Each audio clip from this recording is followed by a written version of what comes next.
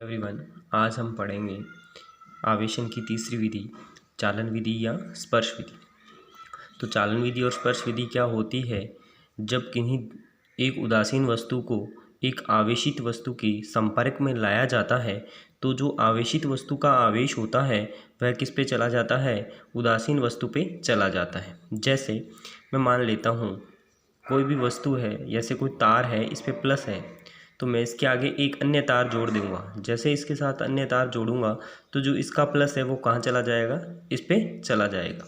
इस विधि को हम लोग क्या बोलते हैं? चालन विधि या स्पर्श विधि बोलते हैं। जैसे घरों में हम लोग यूज़ करते हैं, एक तार के साथ दूसरी तार जोड़कर हम लाइट को या करंट को कहीं भी पहुंचाते हैं तो वो जो आवेश होता है वो एक स्थान से दूसरे स्थान तक स्थानांतरित होता है। वो विधि कौन सी कहलाती है? चालन विधि या स्पर्श विधि कहलाती है।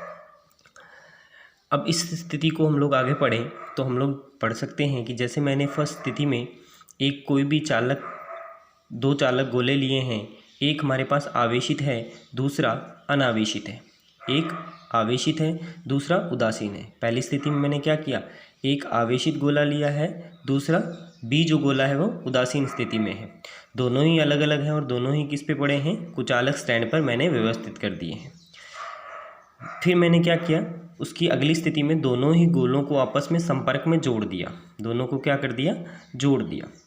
जैसे यहाँ पे मैंने बताया कि आपके घर पे एक करंट की तार है, ये तार है, तार पे चल रही, आपको एक अन्य तार जोड़नी। तो इस तार में तो करंट है, आपने पीछे से स्विच ऑन किया और आगे एक जॉइंट लगाया, जॉइंट लगा के एक तार जोड़ दी। अब जो इसमें जो करंट फ्लो हो रही थी वो इसमें भी फ्लो होने लग जाएगी। तो सेम बात यहाँ थी कि इस पे जो चार्ज था प्लस, वो अब जब इन दोनों को जोड़ूंगा तो दोनों ही गोले किसके हैं? चालक हैं। चालक का मतलब क्या हो? चालक का मतलब इन दोनों में आवेश प्रवाहित हो सकता है और इसकी सतह पर फैल जाता है। अचालक में क्या होता है कि जहाँ आवेश दिया जाता है वह वहीं उसी बिंदु पर रहता है। तो जो ये प्लस था वो किस में चल के आ गया? बी गोले में भी आ गया। तो दोनों ही गोले क्या हो गए?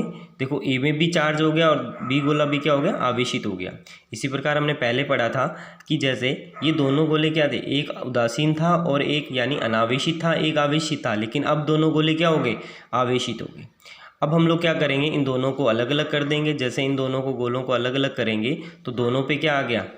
प्लस प्लस चार्ज आ गया, यानी दोनों ही क्या हो गए? आवेशित हो गए। तो इस प्रकार हम लोग क्या करते हैं? किसी भी चालन विधि द्वारा उदासीन वस्तु को आवेशित कर सकते हैं।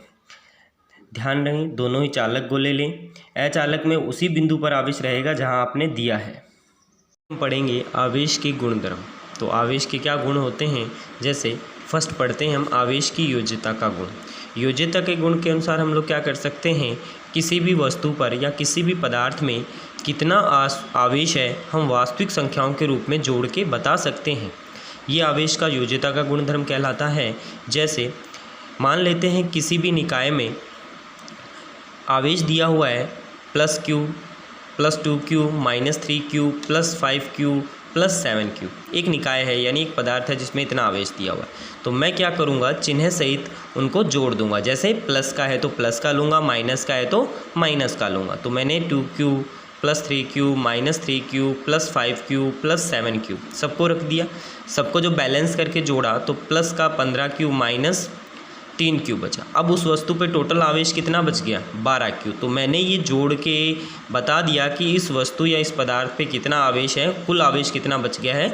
12q है। तो ये जो गुण है, ये कौन सा गुण कहलाता है? आवेश का योज्यता का गुण कहलाता है कि हम लोग किसी वस्तु या पदार्थ पे आवेश का मान जो होता है जोड़ के बता सकते हैं। वह गुण हमेशा आवेश का योज्यता का गुण कहलाता है। क्यों यहाँ पे हमने जो चिन्ह सहित लिया है? तो ये ध्यान रखना होगा कि आवेश जो होता है वह एक अदिश राशि होता है जिसका दिशा पे कोई इफेक्ट नहीं पड़ता है।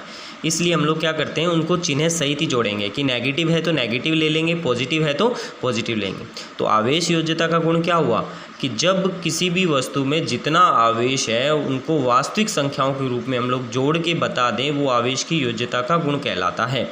यदि दोनों ही आवेश बराबर हो जाएं, यानी कि जितना प्लस है जितना माइनस है दोनों ही बराबर हो जाएं, उस स्थिति में हमारा वस्तु उदासीन कंडीशन में हो जाता है, यानी कुल आवेश जो हो जाता है वो शून्य हो जाएगा।